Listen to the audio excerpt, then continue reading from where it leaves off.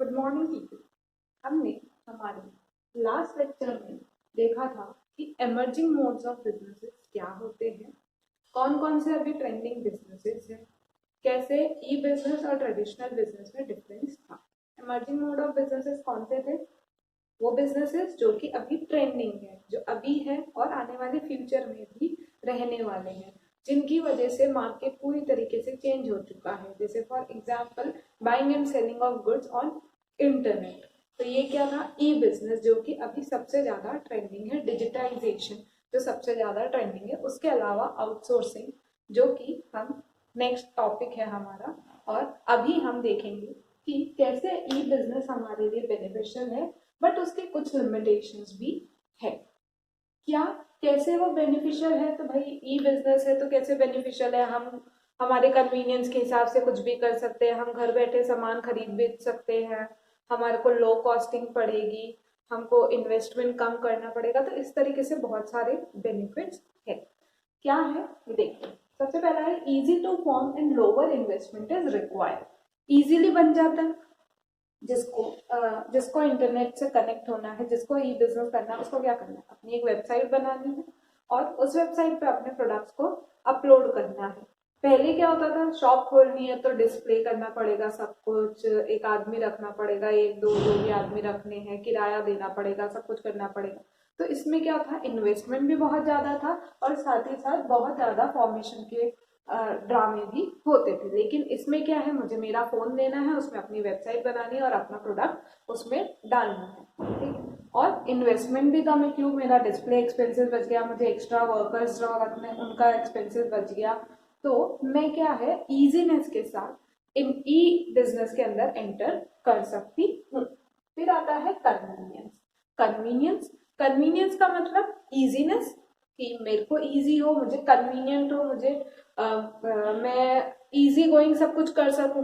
आज मुझे कुछ भी खरीदना है, अगर मुझे शॉप से खरीदना है तो एक टाइम पीरियड होता है, सुबह 9 बजे 8 बजे दुकान खुलेगी और रात को 8 9 बजे 10 बजे, ज्यादा से ज्यादा 11 बजे तक दुकान खुली रहेगी। तब तक ही मैं प्रोडक्ट्स ला सकती हूँ। उसके बाद मुझे अगर कोई प्रोडक्ट खरीदना है, मेरे को पूरे दिन टाइम नहीं मिला और मुझे इमरजेंसी में खरीदना है, तो ई बिजनेस की हेल्प से मैं क्या कर सकती हूँ? रात को 11 बजे बाद भी मैं अपना प्रोडक्ट वहां पर परचेज कर सकती हूँ। मतलब मेरे पास 24/7 365 डेज ये चालू रहता है। अगर हम बात करें कि दुकान है, हो सकता है संडे को बहुत बार दुकानें बंद होती है, लेकिन नहीं, ई बिजनेस पूरे टाइम चालू रहता है। आप जब चाहो कर सकते हो। अब कन्वीनियंटली मेरे लिए भी कन्वीनियंट है, परचेज सेलर के लिए भी कन्वीनियंट है। वो पूरे दिन अपनी दुकान को चला सकते हैं, नहीं तो एक टाइम पीरियड में उसको अपनी दुकान चलानी पड़ती है। तो दोनों, सेलर और बायर, दोनों के लिए ये कन्वीनियंट होता है। जब चाहे हम घर पे बैठ के आराम से अपने माल को खरीद और बेच सकते हैं। फिर बात आती है स्पीड की। मुझे मार्केट जाना है, ठीक है, मुझे कोई सामान खरीदना है, मुझे मार्केट जाना है। पहले मेरे को रेडी होना पड़ेगा, फिर मैं मार्केट जाऊंगी, मार्केट जाने का जो ट्रैवल डिस्टेंस है उसको कवर करूंगी, और उसके बाद फिर मैं मार्केट से सामान लूंगी, उसके बाद घर आऊंगी। लेकिन इसमें कितना टाइम लग जाएगा? और अगर ऐसा हो कि मैं इंटरनेट से कर रही हूँ, उठाया फोन, जो प्रोडक्ट चाहिए क्लिक किया और मेरा काम हो गया, on the click of a mouse. इतनी जल्दी से सब कुछ हो जाता है। हाँ, कहीं ना कहीं इसमें डिफरेंस ये है कि वहां से अगर मैं मार्केट से सामान ला रही हूँ तो मुझे हाथों हाथ हाथ में मिलेगा सामान। लेकिन अगर मैं इसके भरोसे हूँ, ई बिजनेस के भरोसे, तो मैंने भले ही एकदम क्लिक ऑफ अ माउस कर दिया, मतलब एक क्लिक करते मेरा प्रोडक्ट तो हो गया, लेकिन मेरे पास आने में उसको टाइम तो लगेगा। बड़ी सिटीज में यूजुअली ऐसा हो जाता है कि एक दिन में आपके घर डिलीवर हो जाता है या 2 दिन में आपके घर डिलीवर हो जाता है। लेकिन नॉर्मली अगर हम ब्यावर अजमेर यहाँ की बात करें तो 5 7 दिन तो लगते हैं डिलीवरी के। 3 4 5 7 दिन तो लगते ही है, हमारे हाथ में हाथों हाथ नहीं आता है। तो ये क्या है? स्पीडी तो है। स्पीडी है, कैसे स्पीडी है? कि फटाफट बुक तो हो जाता है, लेकिन देखो इसका यहीं पर एक वो भी है कि स्पीड तो है, लेकिन ऑर्डर टेकिंग और ऑर्डर गिविंग में टाइम लगता है, मतलब डिलीवर होने में टाइम लगता है। तो एक तरफ तो ये इसका बेनिफिट भी है और दूसरी तरफ ये इसका लिमिटेशन भी है। तीसरा है ग्लोबल रीच। आज मैं घर बैठे पूरी दुनिया के कहीं से भी कोई से भी प्रोडक्ट्स खरीद सकती हूँ, जब चाहूँ, जहां से चाहूँ, जहाँ का प्रोडक्ट चाहूँ वहां से मैं खरीद सकती हूँ। पहले क्या हम ऐसा कर सकते थे?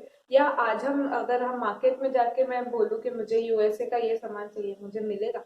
नहीं मिलेगा। लेकिन मैं इंटरनेट के थ्रू, ई बिजनेस के थ्रू, अब ये हमारे लिए इजी हो चुका है कि हम पूरे इंडिया में, पूरे वर्ल्ड में कहीं पर भी, कहीं का भी सामान खरीद बेच सकते हैं। अब हम ग्लोबल रीच रखने लगे हैं, हम पूरे वर्ल्ड को कवर करते हुए हम हमारा सामान कहीं से भी मंगा सकते हैं। उसके अलावा मैं क्या कर सकती हूँ? मैं बैठी हूँ, मेरे को देखना है कोई प्रोडक्ट सपोज, तो मेरे को यहाँ का समझ में नहीं आ रहा, मैं किसी और का खरीद सकती हूँ जाके। क्या मैं ऐसे बेसिकली फिजिकली ऐसा कर सकती थी? नहीं कर सकती थी। लेकिन इंटरनेट के थ्रू, ई बिजनेस की हेल्प से हम घर बैठे पूरी दुनिया का कोई सा भी सामान खरीद सकते हैं। कॉस्ट सेविंग, कॉस्ट बचाता है, हमने यहाँ पर पढ़ा था, लो इन्वेस्टमेंट होता है। कॉस्ट सेविंग कैसे है भाई? जो भी है, मुझे इतना सारा डिस्प्ले एक्सपेंस नहीं करना पड़ेगा, मुझे आदमी रखने का खर्चा बच जाएगा।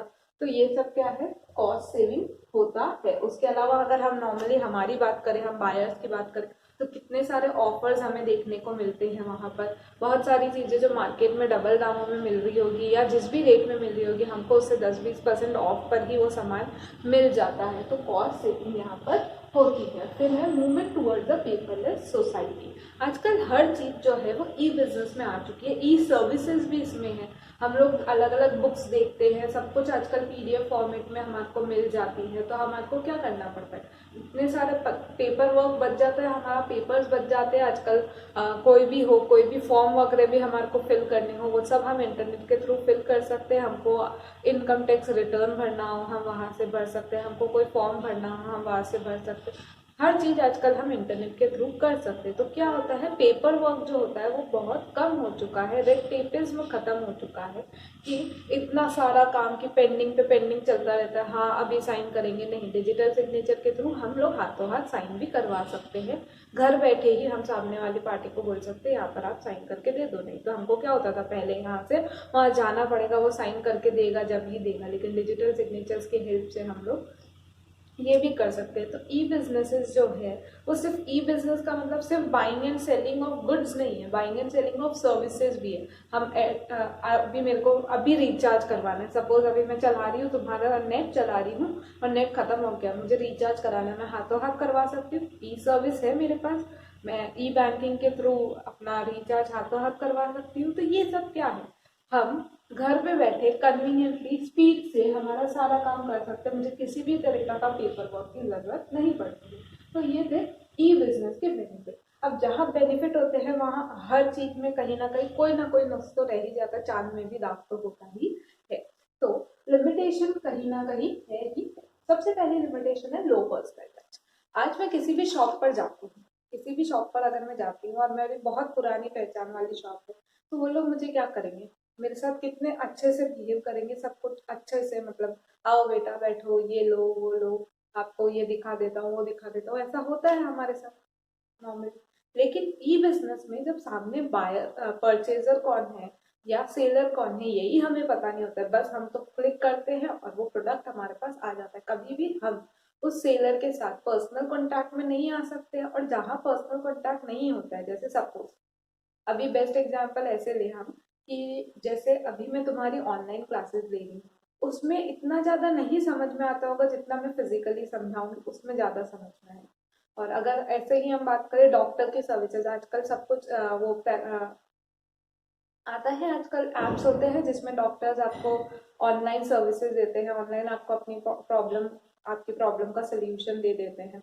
लेकिन उसमें हमारे को उतना एक, जब वो डॉक्टर के साथ हम लोग मिलके बातचीत नहीं करते, एक ऑनलाइन वो दे रहा है सर्विस, ठीक है वो मजबूरी का नाम है कि भाई वो ऑनलाइन सर्विसेज दे रहा है, लेकिन वो एक हमारे को सेटिस्फैक्शन नहीं मिल पाता है जो हमें ओरिजिनली सामने अगर इंसान है वो हमारे को सर्विसेज दे रहा है तब मिलता है। तो लो पर्सनल टच रहता है। फिर है इनकॉन्ग्रुएंस बिटवीन ऑर्डर टेकिंग और giving and order fulfilment speed. Order करने में और ऑर्डर आप तक पहुंचने में, इसमें स्पीड की कमी होती है। मैंने ऑर्डर तो अभी बुक कर दिया, यहाँ पर हमने देखा था स्पीडी ऑर्डर बुक हो जाता है, या हम लोग क्या कर सकते हैं, ऑर्डर तो फटाफट बुक कर दिया, लेकिन मेरे पास डिलीवर होने में तो टाइम लगेगा। ये तो नहीं है कि मैंने क्लिक किया और मेरे पास हाथों हाथ आ गया। लेकिन मैं मार्केट में शॉप पे जाऊंगी तो क्या होगा, मेरे को पसंद आया, मैंने लिया, पैसा दिया और मेरे पास सामान आ गया। लेकिन यहाँ पर स्पीड की कमी होती है, डिलीवर होने में टाइम लगता है। फिर need for technological capacities and competence of parties to e business. एक इंसान को ई बिजनेस में एंटर होना है तो उसको टेक्नोलॉजी की समझ होनी कंपलसरी है।